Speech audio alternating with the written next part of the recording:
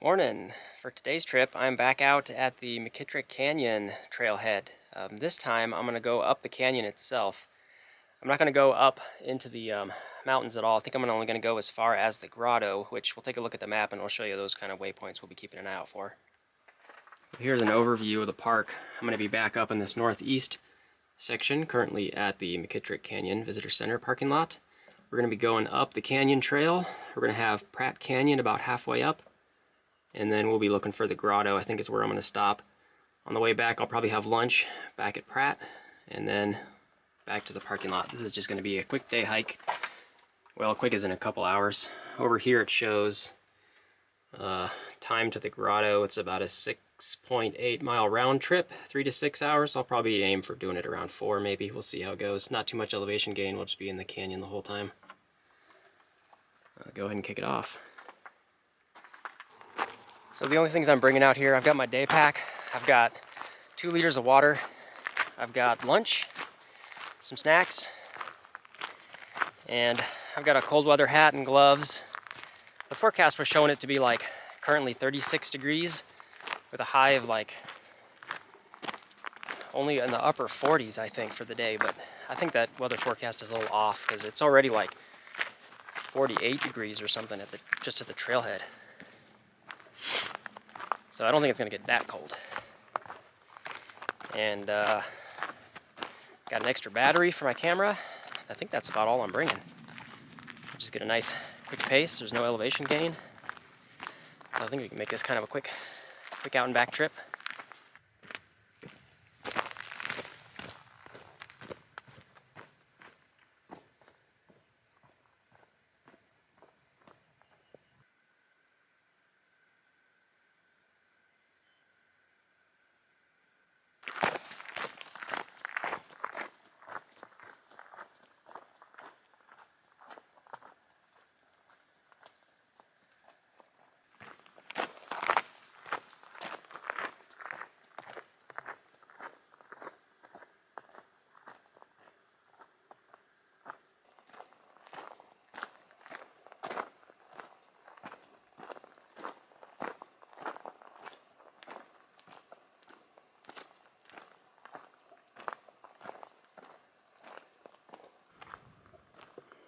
Pratt Cabin's at 1.3 miles and the Grotto's 2.4.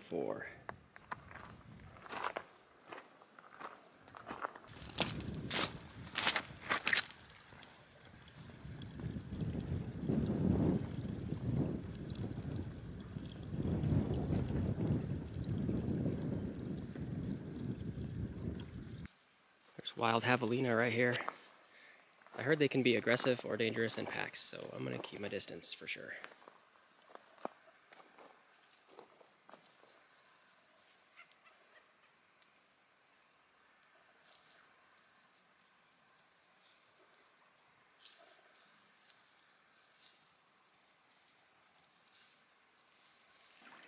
It looked like there's kind of intermittent spots where the stream is above ground in places and then it goes back below ground for a little bit and it'll pop back up for a little bit. That's kind of neat.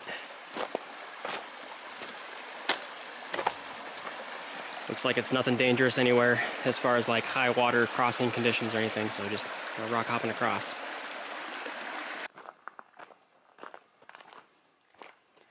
Got great views of the canyon walls. Right up on top of there is where I was camped out just a few nights ago.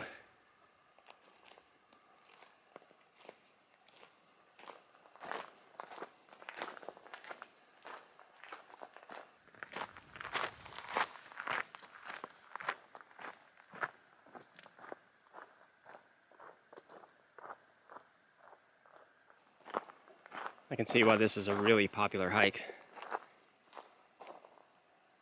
It is just beautiful here.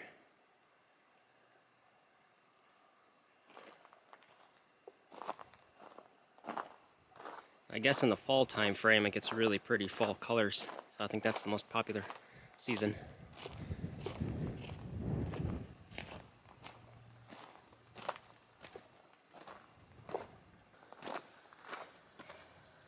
Sweet, I got Pratt Cabin ready.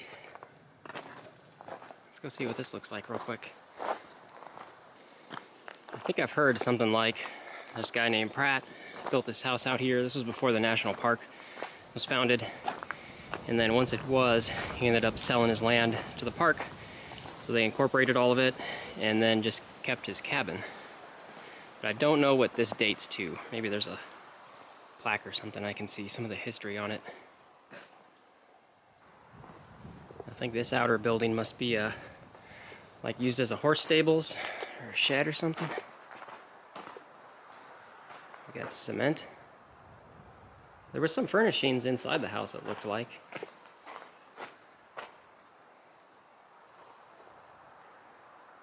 It's a cool place to own a cabin, though.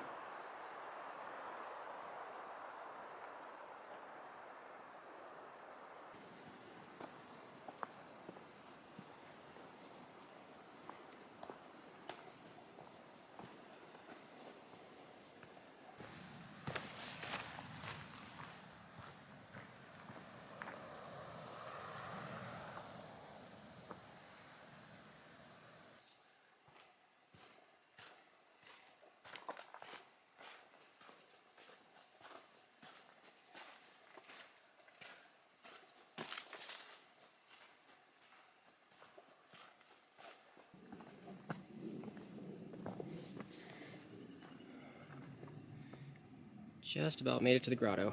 Go check that out. I think this is going to be our turnaround point.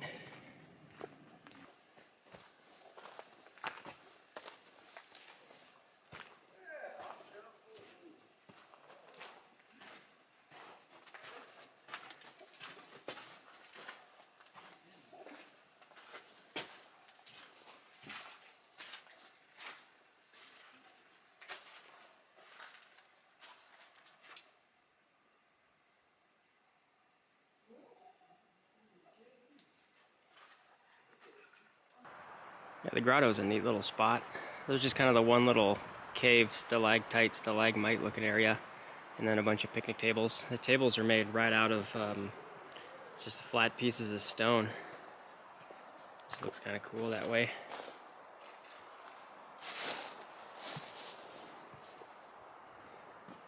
But I think this is going to be as far as I go on this adventure. I'm going to try to get a second hike in today. You'll see that in a separate video. So I gotta start making my way back. We'll head back towards the Pratt cabin and do some lunch there.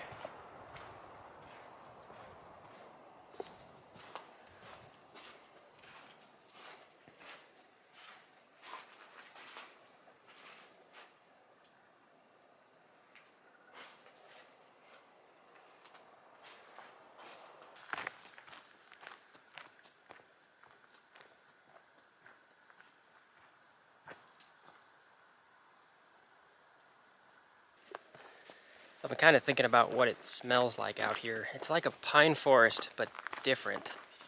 A desert pine forest is the best I can explain, but I don't know. I'm not good with describing words. It just smells really good out here.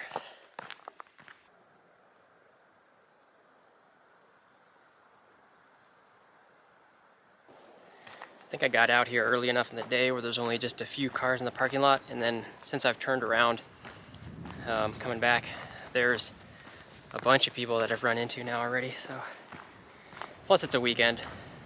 There's probably gonna be a lot of people out. Well, making it back to the cabin. A couple more people here now.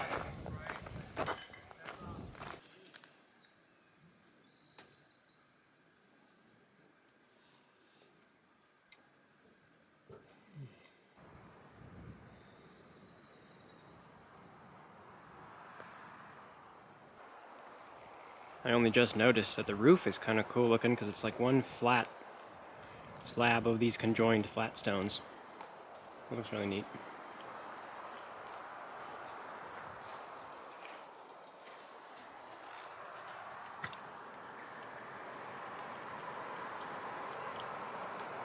Some old-timey furniture in there.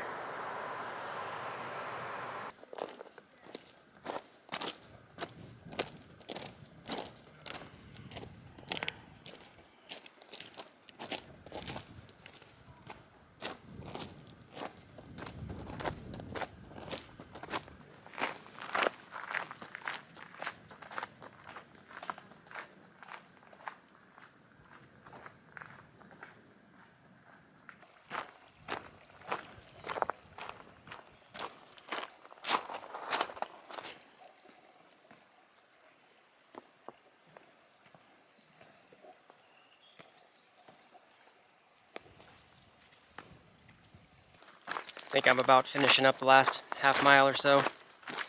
Overall, this has been a great trail. I don't know what my time was. I haven't really been keeping track, but I've been keeping up a good pace. Stopped for lunch for a little bit, but it's a very easy to do day trip type hike. Definitely see why it's so popular. The trail's nice and wide, as you can see, but there's a lot of sections like this where it's you're walking on little rocks and stuff the whole time, which can be a little annoying because your feet aren't entirely stable when you're walking on them, but it's not too bad. Overall, highly recommended. Yeah, this is a great trail to do a day hike on.